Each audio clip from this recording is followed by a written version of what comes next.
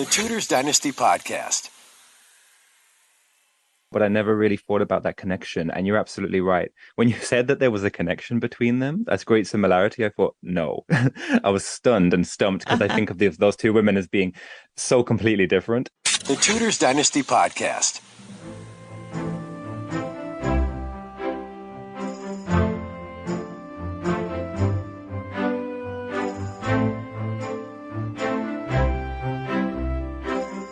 You're listening to the Tudors Dynasty Podcast with Rebecca Larson.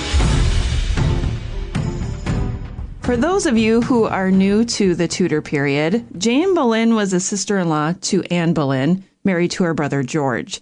She served all but the last Tudor queen, and her life, like many well-known names of the time, ended in execution.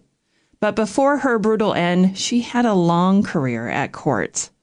Today, I welcome Dr. James Taffe to the show to discuss his book, Courting Scandal, The Rise and Fall of Jane Boleyn, Lady Rochford. James, welcome. Hi, Rebecca. Thanks for having me. What made you choose Jane as the topic of your book? Well, it kind of snowballed from my early research. So when I was a very humble undergraduate, I was researching the executions of Anne Boleyn and Katherine Howard. And as many will know, Jane Boleyn had a sort of integral role in both of those queens' downfalls. So while my focus then wasn't on Jane specifically, she is what really intrigued me by the end of what I was writing. And I was fortunate enough to have the chance to continue that research at a different institution. And Jane was then, again, a case study. She was not the focus still, but she was very much there and continued to fascinate me, continued to confound me. She was such an enigma, but I really wanted to know, who is this woman? What was she doing and why? And then when I finished there and essentially finished education for a while, I started writing about her because I thought, well, we do have a biography of Jane already, an excellent one, but I felt like I had a very different view. And I also felt like writing about Jane would allow me to say some of the things I wanted to say about court life and about how women experienced court life. Jane sort of insisted upon being the subject because her name recurs so often in the surviving source material, whereas for other women, you only have very scant references. Jane she wants to be center of attention is the impression that I get, but no. She just makes an excellent case study, and that's why I think I picked her up. One of the things I learned from your book was that she was at court much earlier than even I realized. Can you maybe touch on her position in Catherine of Aragon's household? Absolutely, yes. So Jane served Catherine as one of her maids of honor, who were young, unmarried daughters of English noblemen and women. These girls were companions of the Queen and often accompanied her when she left her chambers, carrying her train behind her, as you can quite imagine. But perhaps the most important sort of prerequisite to Jane's position as a maid was her appearance and her beauty. And although we have no likenesses of Jane or any contemporary portraits, so we don't really know what she looked like, it is almost safe to assume that she was at least pleasant looking, because Henry VIII, for instance, once remarked that the Queen's maids of honor should be fair or meet for the room, as he said, which was quite something coming from him, as I can't imagine when he said that he was very meet for the room. But yes, in other words, the Queen's maids essentially adorned the king's court. They were like the jewels in his crown. And by her beauty, but also by her sort of charm and wit, Jane would have the responsibility of fostering good relations with any visitors at court, and also wherever they went on progress. If they ever, went, like, for instance, the Field of Cloth of Gold, that would have been partly her responsibility there too. English nobles, foreign ambassadors, dignitaries, people like that.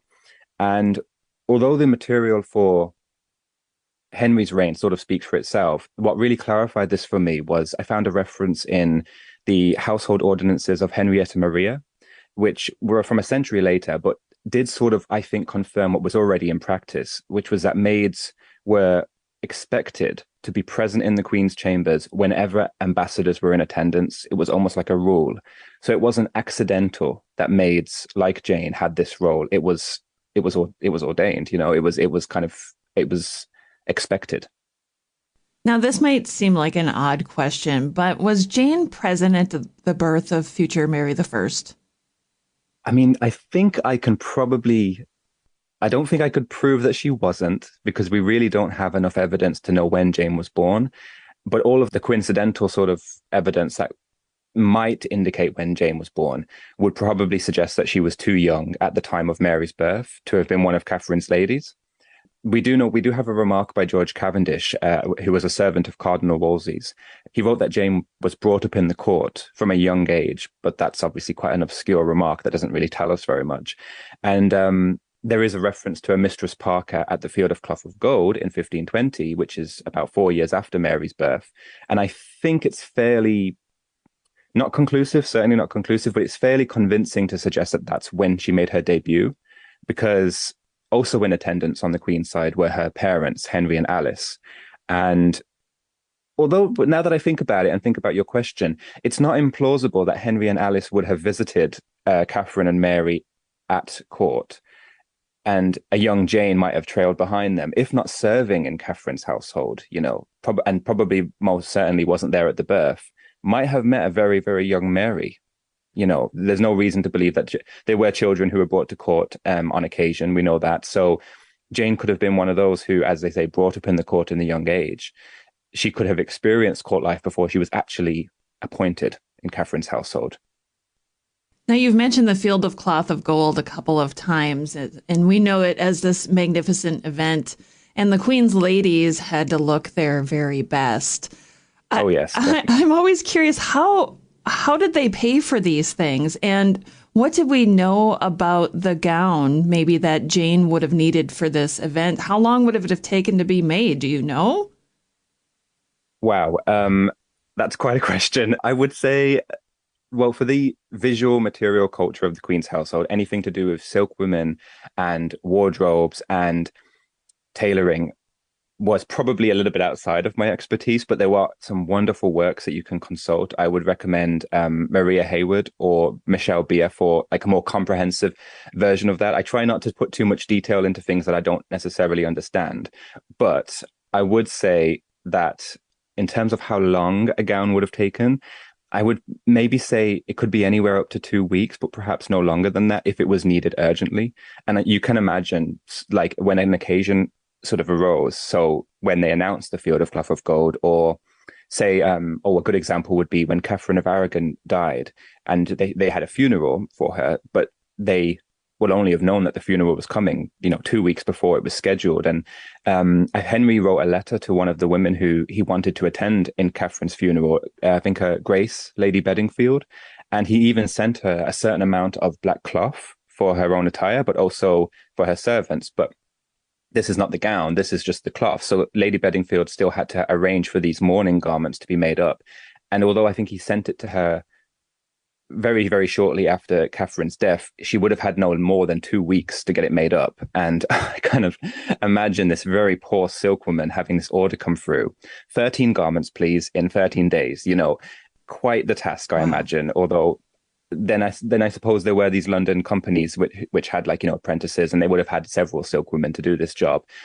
But I don't imagine, I don't envy that silkwoman who suddenly had an order come through, and if it came from the court or the king or the queen or a noblewoman even, would you dare turn it down? Right. Of course not. So I think you also mentioned what was the expense of how much would they have had to have incurred when they were at court. And I think certainly the costs of attending court is thought to have outpaced the amount that they actually got in return.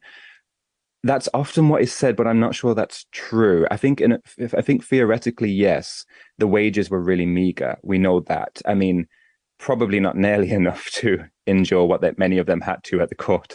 But when a young Anne Bassett was appointed as a Maid of Honor in 1537, I believe, her mother, Lady Lisle, was to be informed that the Queen would be at no more cost with her but her wages and livery. And it was reiterated again later that the Queen would give her but £10 a year. And that's sort of the use of the word but is up from the agent, is to suggest that that's all she's going to get. And it's like I might be reading a little bit too much into that comment, but it sort of sounded like yeah, this is all she's going to get for being at court, and you will have to foot the bill for the rest. And being at court was a considerable financial investment, but I think for families like the Lyles, it would have been worth it because hopefully the return that you would get with nearness to the king or queen and the sort of corresponding influence that you would have as a result made it worth their while to put the investment in. One of the things I learned from your book, I guess I learned a lot. I'm going to keep saying one of the things I learned. Well, that's wonderful. That's what I want to hear. It was interesting to me that you mentioned the livery. And when I imagine livery in my head, I imagine the king's men, Henry VIII, wearing a large HR on their chest. But the queen's servants also wore livery. And I guess I figured they dressed the same. But could you explain maybe what type of livery Jane would have worn in her time in the queen's household? Yes, I can certainly try. I mean, there are many accounts in terms of wardrobe accounts that give us such rich detail about what the Tudors wore and what their servants wore too. You know, comparatively with other areas, it's actually quite substantial how much evidence has survived. And as Jane served 5 of Henry's 6 queens, what she wore would have definitely changed over time. Not necessarily the items of clothing, but how they looked and how they were fashioned, what colors they were. And, you know, not unlike the king's gentlemen, as you say, with the large HR, their livery would often have been embroidered too with like the queen's heraldic badge or, you know, their motto. So just to use an example, I think colors are quite difficult, but because they vary. But at every coronation or funeral, Jane would have been issued with a red or black cloth to make up a livery gown for that occasion. But my impression from the evidence is that actually they wore red and black quite a lot too at court. It wasn't like it was strictly reserved for those occasions. And also tawny, which is like a lightish brown orange color, seems to come up quite a lot in the evidence. And I think it also depends what position you hold. So watching livery is like something that yeomen of the chamber would have worn. That would have looked quite different than the gowns that the women would have worn, of course. But when just thinking as well about, if we think about fashions, when she served Catherine of Aragon, her livery probably featured some kind of Spanish element, like maybe emblems, like pomegranates, sheaves of arrows. And we know that some of Catherine's English ladies definitely adopted Spanish fashions or wore Spanish sleeves, for instance. I imagine many of your listeners will already know this, but certain fashions were popularized by queens. So like Anne Boleyn with the French hood, and although she didn't introduce it to the Tudor court, I think she probably did popularize it among her ladies, because when Jane Seymour succeeded her, French fashions were out. It was like, that is so last season, let's get it out of here. You know, she did not want any French hoods, any French fashions. And I think that was just her way of differentiating herself from Anne Boleyn, from her predecessor. So Jane's appearance, surely, between those two households at least, would have looked quite different, and probably quite frustrating for her to have to, you know, park all of her existing outfits and all of her existing wear and have a whole new set made up. And again, the Lyle letters, such wonderful material, do actually illustrate how much work it took to bring together a complete wardrobe for a servant. You know, they did actually have to look, well, fabulous. They had to look extraordinary because they were attending upon someone even more extraordinary. And I think the only thing I haven't really touched on there is mottos. And the famous one is Anne Boleyn, who, when she adopted the motto, that kind of politically charged statement, which it's in French, so I'm not going to butcher it for your lovely listeners, but it essentially translated means what will be, grumble who may. And I can quite easily imagine Jane wore this livery because when that motto was sort of relevant, she was absolutely firmly aligned with the Boleyns and supported Anne's rise to queenship in those years. So I quite like to imagine that these are the sort of garments that Jane would have worn. But in terms of, I mean, I should never forget that the inventories of her goods and all the things that she had when she died, they do detail in very rich detail what she wore, what she had, you know, and that is so, that's almost unrivaled, that source. It's wonderful to read. I think I actually quoted at length in the book because I wanted everyone a chance to read it in full, just to see what she might have worn. Probably could have done more with that material, but again, maybe a little bit outside of my expertise. I might leave that to Hayward. What a great resource, though. Not everybody is afforded such a thing. I do want to know, though, so you mentioned that they would wear this motto. Where would it go? Was it embroidered into their dress? Was it a sash? How was it displayed? Oh, Rebecca, you are challenging me. I have, I really don't know. I can often imagine it being sort of. I know that some of the badges for Catherine Parr's household were pinned to hats, which sort of makes sense. Hats or bonnets. I can't imagine a motto would go very cleanly on the hat, but I almost can't really imagine it across the front. It's not like a sort of sister suffragette sash. It's not, I can't imagine, I just can't picture it. Even though they say it was embroidered into the livery, it must have been quite small, surely. I mean, it's hard to imagine. I would love, I know that there are some lovely people working, on Tudor tailoring, and I imagine that they would have an excellent answer for that. And I'm slightly tempted to go and ask them after this, just because I'm curious now that you mention it. I'll stop asking you about their fashion now. Okay. Well, I'm showing that's not my strong suit, but it is equally fascinating, and I am so in awe of anyone who can do the visual and material culture of things. I really do lean heavily on other people's work for that, because I find it just so fascinating. Well, let's chat about the oath of office that the king and queen servants had to swear to. How did this become a problem when Catherine of Aragon? Well, you know what? Before we even go into that. Right. What was the oath? Do we know? Did each queen have the same oath? Was it similar to the king's? What do we know about that?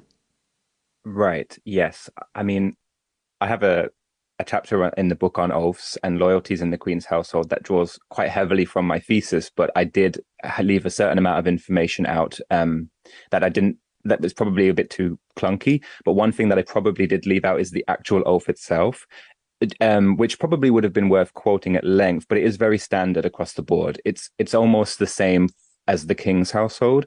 But what is very interesting is the king's servants do not swear to the queen necessarily. They only swear to their master, the king. Whereas there is this sort of proviso, or sort of this sort of condition in this oath of the queen's servants that seems to clear up, or attempts to clear up, that they are sworn to the queen, yes, as their mistress, but also the king as their sovereign. And why they must have felt it necessary to actually put that extra statement in there, or those extra few words, maybe there was something that had occurred. But the problem is we don't actually have the oath that Catherine of Aragon's servants initially swore in 1509. So my suspicion there maybe is that it didn't exist in 1509, maybe, that they were sworn definitely to Henry and Catherine, but maybe it wasn't made as clear as it was, say in the oath to the oath taken by Catherine Parr's servants. So that by the end of the reign, that oath does survive and makes it very clear that they were loyal to the king first.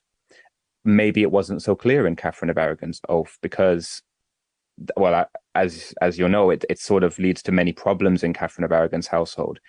But I think the power of an oath is sort of overstated by some historians. I think, yes, although we have to understand that those who took the oath would have seen it as an act before God, and that would have been taken incredibly seriously. Practically and, day to day, would that really have been wearing on their mind? I'm not so much as I imagine their loyalties to the Queen in a personal, a much more powerful and compelling way is the relationship that they had with the Queen, not the oath that they had sworn to them. The oath thing has been an interest of mine, I think, ever since I started researching Thomas Seymour, because I had looked and looked and looked for whatever the oath was that he would have sworn, and I could never find one. So when I read your book, I had this aha moment, like, I really need to talk to James about this. Right. I should have printed it. There is definitely a few surviving oaths, and for the king's servants, definitely there are a few. I love it. But now that I think about it, where are they printed? Are they even printed? I'm not sure that they are. So that could be something. Maybe there's more work to be done on oaths, I think, actually, in this period. Book number 2. No, oh God, I've done enough on oaths. My goodness, maybe we'll see. Never say never, right? That's right. Actually, yes, never say never. I also found it really interesting while reading your book, where you talked about queenly loans, but in particular, you told the story about Elizabeth of York having to borrow money from her women. Can you tell us more about that? Yes, it's quite extraordinary, really. I mean, at first glance, it sounds impossible. It doesn't make any sense. But Elizabeth of York's accounts reveal that she was often borrowing money from her women. But I think many of these entries represent a situation which would have arose where imagine the Queen is sort of walking from her chambers and there's a visitor at court or a poor man or woman who is asking for help. And Elizabeth, caught sort of unaware and probably without money on her person, would maybe have beckoned over one of her ladies and gentlewomen to sort of meet the cost. And the accounts then reflect that she reimburses them later. But then on the other hand, Elizabeth's husband, King Henry VII, does have the reputation, which is contested, but he has the reputation of being a bit of a miser, a bit of a sort of, a bit greedy. And I would probably have to do more work on Elizabeth's allowance as queen. I mean, she would have been far from impoverished. She would not have wanted for anything, but I can imagine maybe petty cash might have been short on occasion, and maybe that's what is in the accounts, that her ladies had to use their own cash to sort of make sure that the Queen's honor was met in those moments. And that function of women conveying money on behalf of their mistress is not exclusive to Elizabeth. It's definitely in the accounts of Anne of Cleves too. And there is no impression in these other accounts that they're short of money necessarily. But yeah, it is interesting. And I think it's another area where I could absolutely afford to look at it closer. It's incredible. It's just a strange power dynamic almost. But I do think it was probably just the norm. I think it was like a function of the servants to have money on their person rather than the Queen carrying it herself in a little purse. Well, let's shift back to the royal household, the more inner workings of it. Can we discuss how maybe the Queen's women entertained her? What did they do for fun? Because I always hear Anne of Cleves enjoyed playing cards and dice. Was this across the board with all Tudor consorts? Okay, yes, that's a great question. Something I tried to do in the book was to measure this balance that was struck by queens between piety and pastime. So although the court definitely had its more menial routines like meal times or religious ceremonial, there was definitely time for dancing, singing, writing and reciting poetry, idle conversation between queens and their servants. And whereas Henry and his gentlemen, they might have went out hunting, hawking, and did archery, and, so did the Queen's servants too. I think they would have accompanied them often. The queens and their ladies also often engaged in needlework. And as you say, they played music, cards, dice, word games even. It is clear enough that pretty much all queens would have been engaged in some pastime, but maybe not have indulged in it to the same extent that others did. And I think, again, just to use that example of Jane Seymour coming from Anne Boleyn's court, that it might reflect the climate of the court. So in reaction to Anne's fall, it seems like perhaps Jane wanted a more strict, staid, sort of, very calm, quiet, boring household. But actually, really, I reckon because it was the court, the court itself had this entertaining sort of culture of merriment and fun, and the Queen's household would never have been exempt from that, even if at times they probably needed to have been. And certainly Anne Boleyn's court reads as the most fun, and sort of the survival of certain very fragmentary evidence, but the survival of some evidence is really indicative of what court culture was like. And the classic example that I can think of off the top of my head is the Devonshire manuscript. So it's 200 poems of courtly verse, which we know many of Anne's women, well, a few of Anne's women, I should say, composed and circulated these poems. And it sort of suggests that they took great pleasure in partaking in these rituals, courtly love rituals and the chivalric sort of culture, and where knights would woo them. And, it's kind of, you get the sense that actually serving the Queen wasn't all about, making sure that she was dressed properly or didn't want for anything. It sounds like life at court was much more enjoyable, and than maybe some of your listeners might first anticipate. Anne Boleyn became Henry's queen as she had promised to bring him a son. one of the things that we hear about is Henry had mistresses. Catherine of Aragon had a way of looking away and pretending like it didn't bother her. But Anne, of course, had been the mistress and had convinced him, I'll just say had convinced him to leave his wife for her. Now she becomes pregnant and she's kind of in the same situation now. The king has needs. He's going to look for somebody to fulfill his needs. Can we talk about Jane Boleyn's involvement in Henry's mistress in 1534? Because there isn't a lot known about her. But one of the things that you brought forward in your book that I had never heard before was that this new young mistress was actually a friend of his daughter Mary's. Right. Yes. I mean, that's if we can believe Eustace Chapuis, the imperial ambassador, who, if we are being completely honest, definitely stoked the fires a little bit back home in sort of defending Catherine and Mary, and probably saw everything at court relating to Catherine and Mary in some respect, even when it didn't. But to be honest, it was not unusual for him to sort of maybe imagine groups or factions at court. I say imagine because to even say the word faction in regards to Henry VIII's court is quite controversial, and that's opening up a whole can of worms, and I probably shouldn't even go there. But I think Chapuis was a little bit paranoid at times, especially with concerns for Catherine and Mary, and would often see, the sort of machinations of court involving them even when they weren't there. It's kind of a strange thing. So whereas I don't really know how close this mistress really was to Princess Mary, I don't think Chapuis would make it up.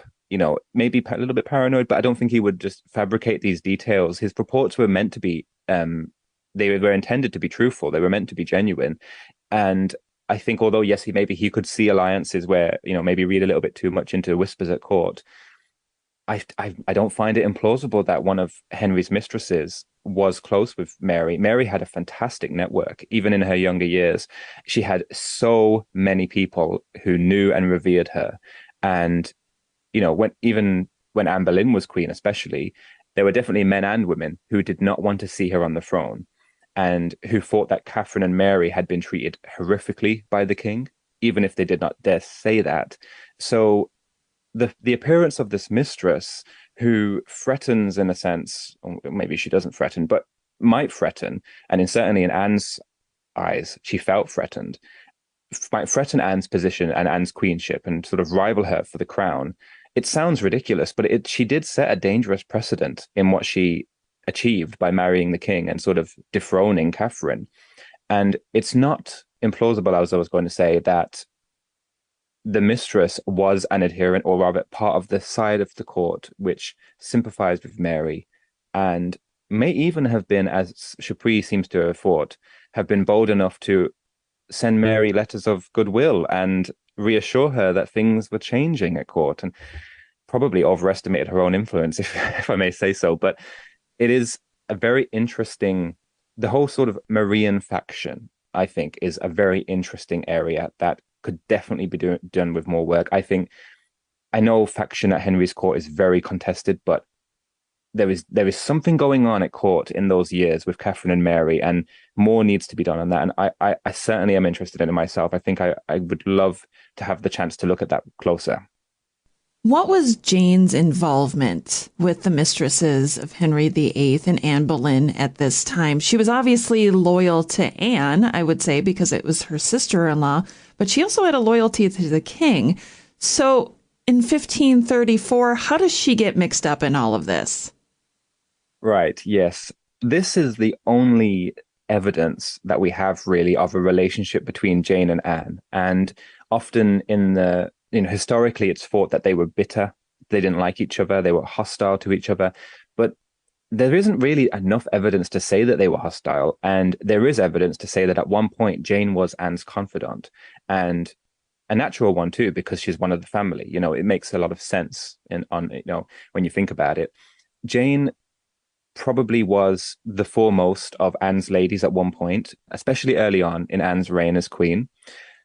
And this is how I interpret this evidence, because it comes from a report from Eustace Chapuis. So you have to interpret it in some way.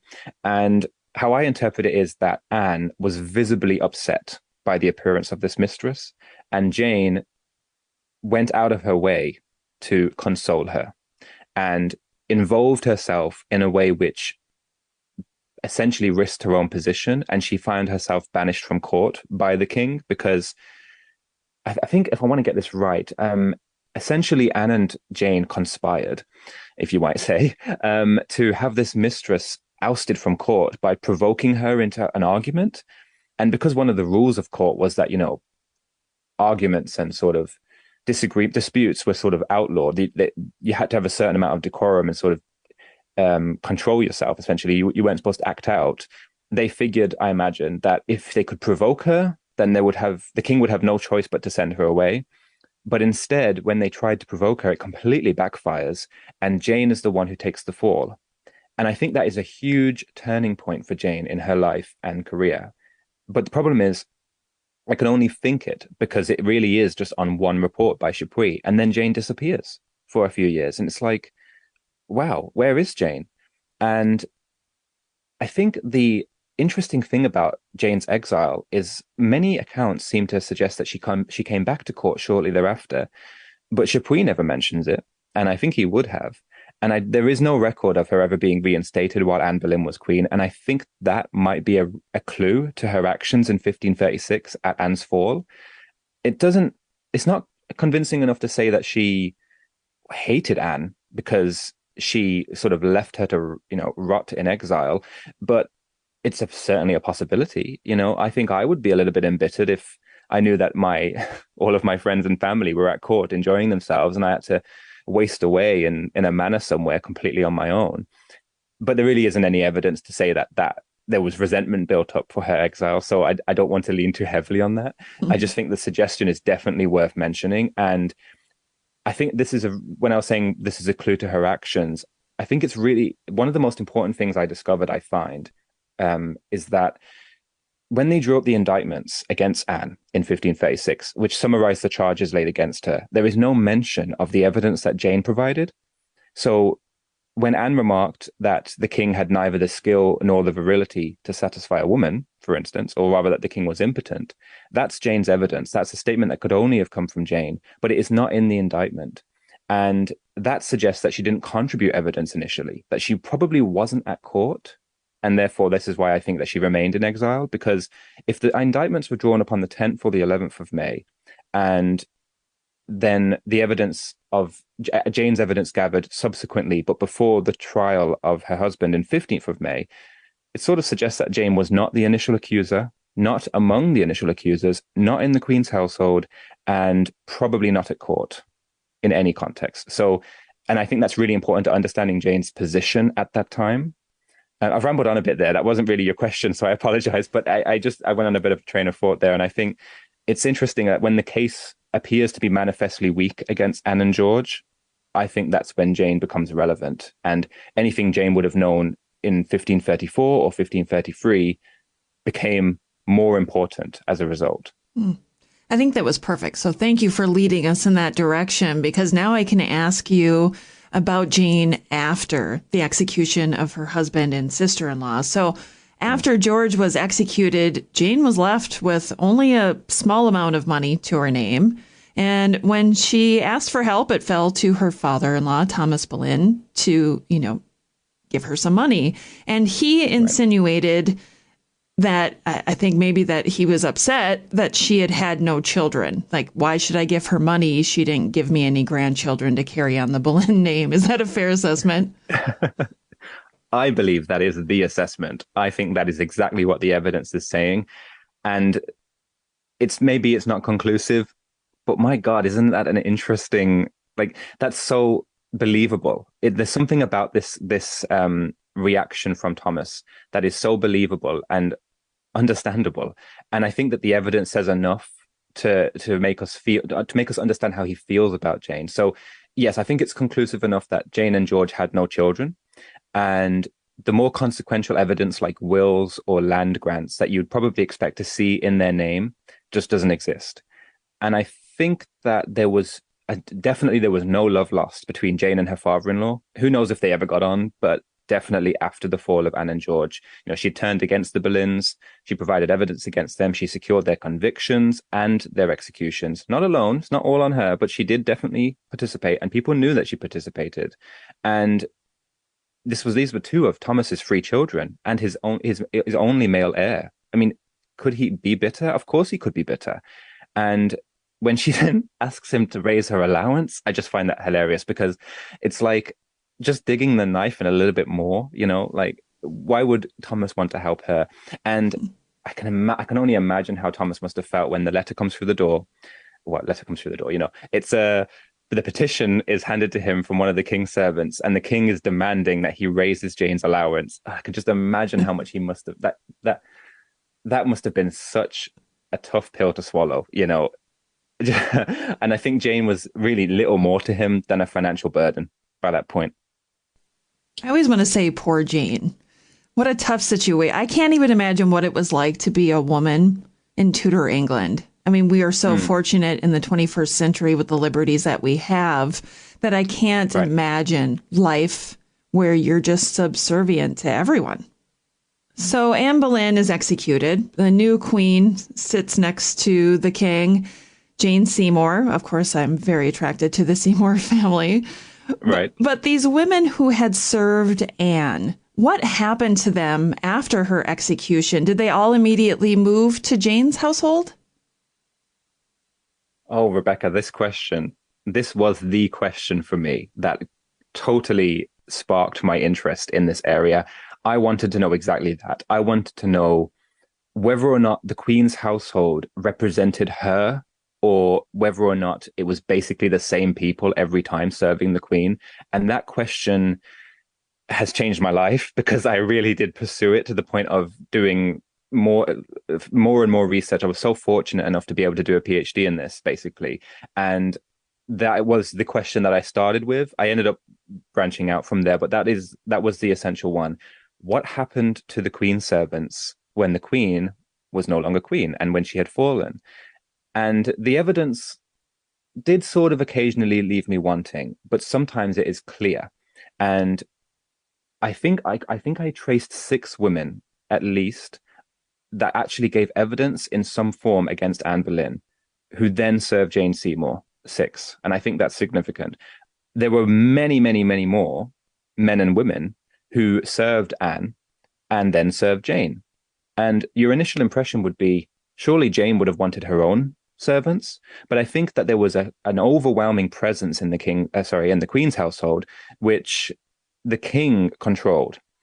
A lot of these servants owed their appointments to the king and did not necessarily have undying loyalty to the Queen's, and that proves to be quite significant in many ways for queens, in the way that they're sort of hampered by their households. They're surrounded by people that they probably know are more loyal to the king than they are to them, and that becomes a real problem quite often through Henry's reign, actually.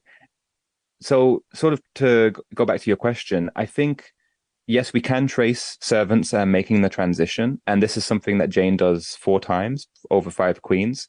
Incredibly impressive. It's not that easy to keep your position at court during those times of sort of those tumultuous periods, because the households were discharged outright. Everyone lost their right to be there. And then as soon as a new queen came around, yes, there were probably 20 yeomen of the guard who were, you know, they're perfectly fit to serve a new queen than they would have the last. But then there's the more intimate servants who, why would Jane Seymour, I'm talking about Jane Seymour, why would Jane want to be attended by a woman who was clearly loyal to Anne Boleyn? Yes. I wouldn't want to be.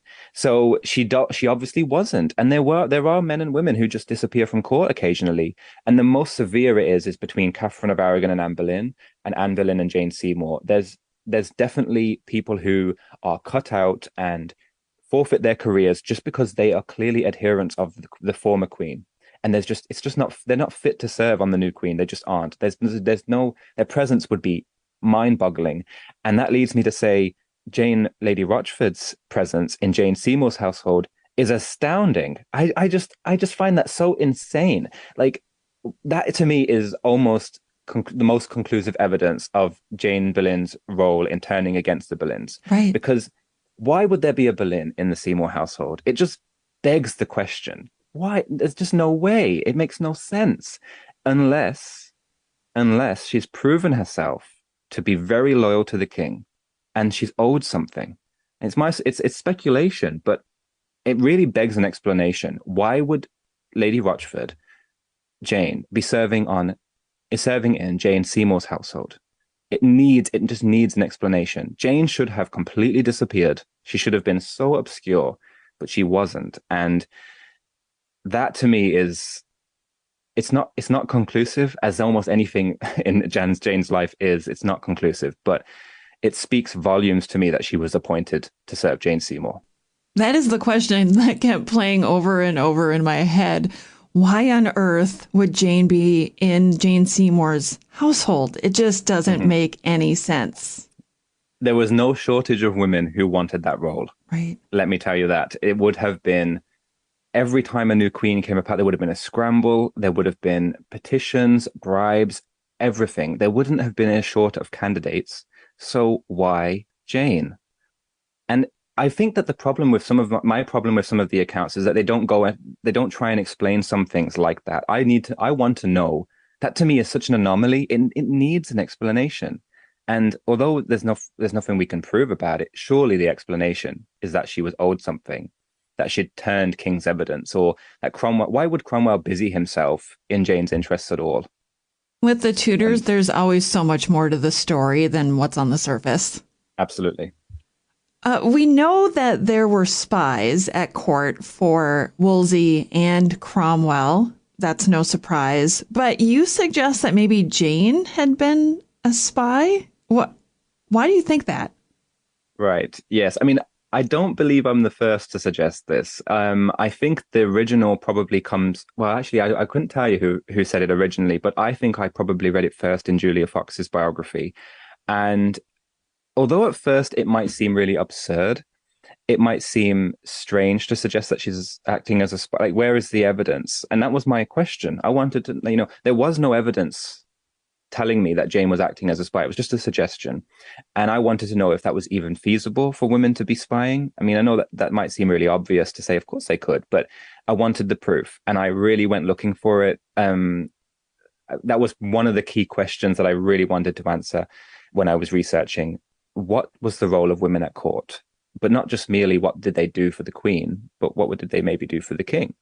And although I wanted to demonstrate that basically that it was possible, and there's no proof that she spied for Cromwell, but there is much evidence which illustrates the power of women at court as eyewitnesses, brokering information, gossip, to their own advantage often. And this is something which Jane had already shown herself to be astute enough and capable enough to do, because she substantiated the evidence against George and Anne, and she would also prove to be useful in this capacity for the king in separating him from Anne of Cleves. So Cromwell's papers occasionally infer that he has knowledge of something which must have been related to him by one of the queen's servants. It comes from a place where he would never have had the opportunity to see it, and someone must have been acting as his eyes and ears on the inside. And the most obvious example to me comes from Jane Seymour's illness after giving birth. She was surrounded by women. Jane, Lady Rochford, was very likely one of them. There is nothing to suggest that she was the one who told him this, but someone had to have told him, and that someone was a woman.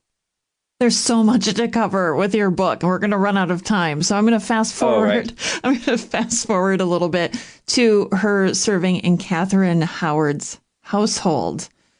What an interesting story we have there.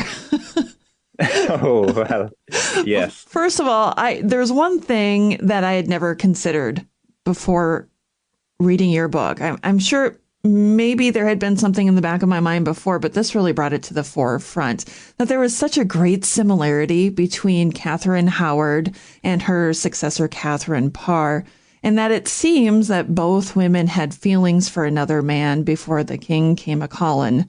But I think Catherine Howard maybe wasn't mature enough to know how to navigate that, whereas Catherine Parr knew, I need to close that door because I'm going to be Queen of England. Do you have any take on that? Absolutely. I'll be honest, I hadn't thought about that before because I kind of stopped short with this book at Katherine Howard. I have looked at Catherine Parr, but I never really thought about that connection. And you're absolutely right. When you said that there was a connection between them, that's great similarity. I thought, no. I was stunned and stumped because I think of those two women as being so completely different. And I thought, where is this going? But no, you're absolutely right. Their experience of having maybe seemingly unable to evade the king's advances probably quite similar. They must have felt very much the same. And the material for Howard's infatuation with Culpeper, for instance, that is so rich. It makes her story so much more tragic and real. Like, I understand her in a way. I can appreciate it. She comes across as such a real person. And I mean, it's a great credit to many accounts of Catherine Howard's life, but in particular Gareth Russell's biography, that I return to it all the time when I want to read and understand this queen, Catherine Howard, because she does come. It's a shame that that's how we understand her, but her who she is really comes through those depositions, she almost literally speaks to you from the sources, and it's so disturbing, but fascinating too. And I don't really have much of a take on it, but I can only say I find it very, very, very interesting. And yes, you're absolutely right. I think Catherine Howard probably was too immature, really, to be able to navigate it appropriately. And certainly the guidance of Jane, Lady Rochford, did not help. Well, let's talk about that, because most of the people listening to the show have probably watched The Tudors, which gives us that visual representation of maybe what could have happened at the time. Do you think they gave us a fair account of Jane Rochford's involvement in Katherine Howard's, let's say, affair with Culpeper? I would have to watch it again. It's been many years since I've watched The Tudors in particular. But my memory of it is that they kind of didn't they make out that she was quite interested in Culpeper for herself?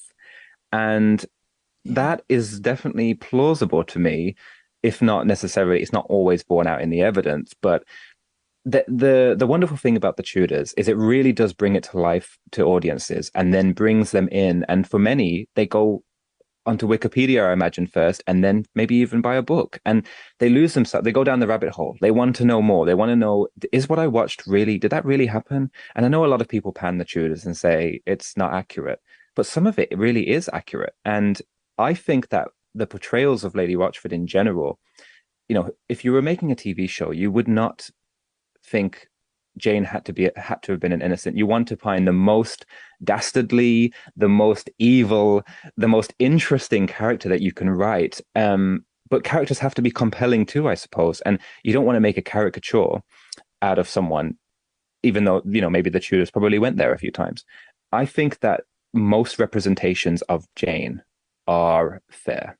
I think that she was an unpleasant woman, probably. And I think that her involvement in the fall of Catherine Howard probably remains an impossible riddle to solve because of the way the nature of the evidence. But my reading of it is that she was more involved than anyone should ever have been.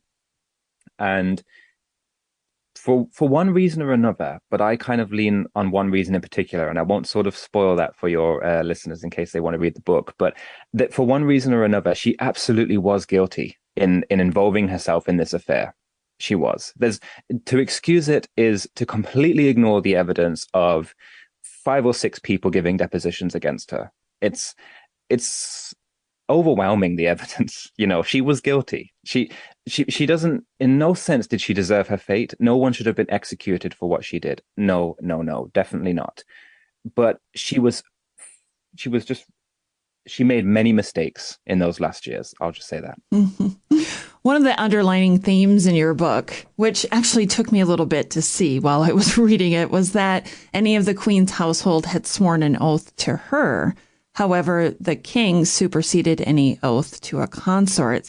So they should have been most loyal to him, meaning that Jane was expected to be loyal to him and not her mistress. So she should have reported Katherine Howard's behavior to the king, right?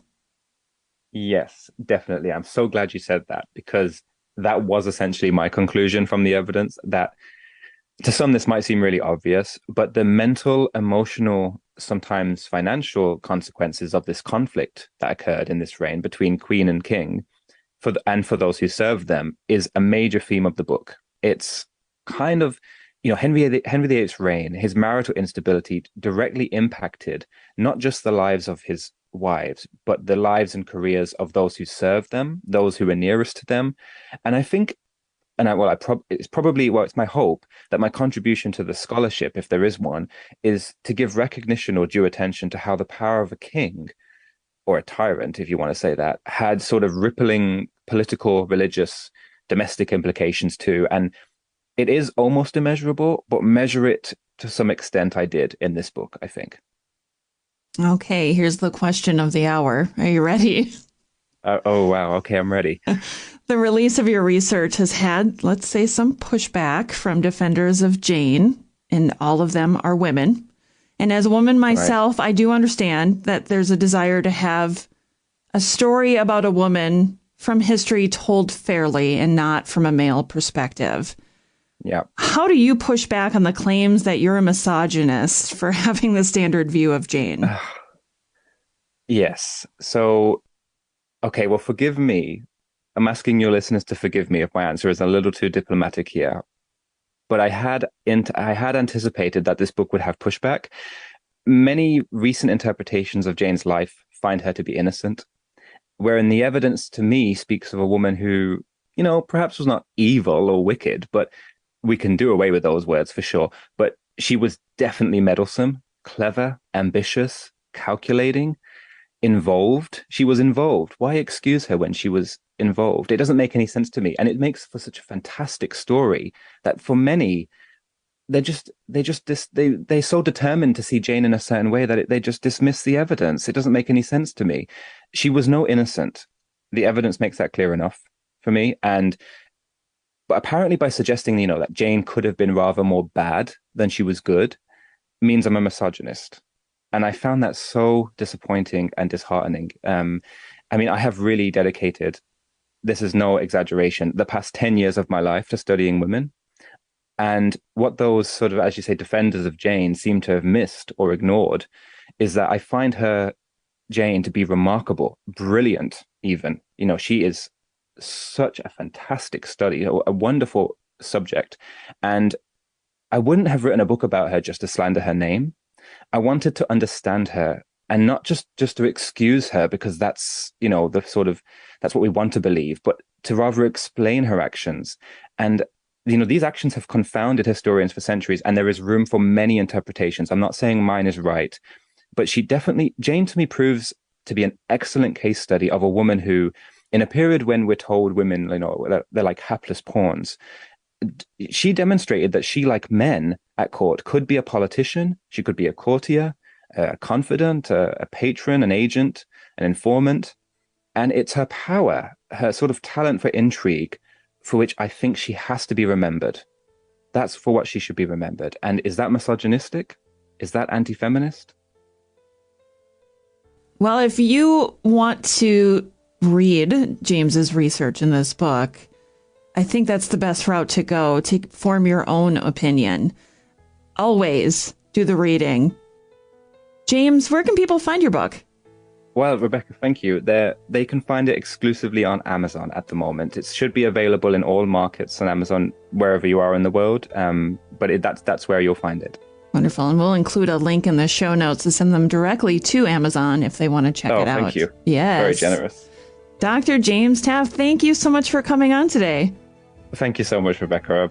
It's been thrilling. I loved it. Thank you. Thanks for listening to this episode of the Tudors Dynasty Podcast. You can follow and support the Tudors Dynasty Podcast on Facebook, Twitter, Instagram, and Patreon @Tudors Dynasty.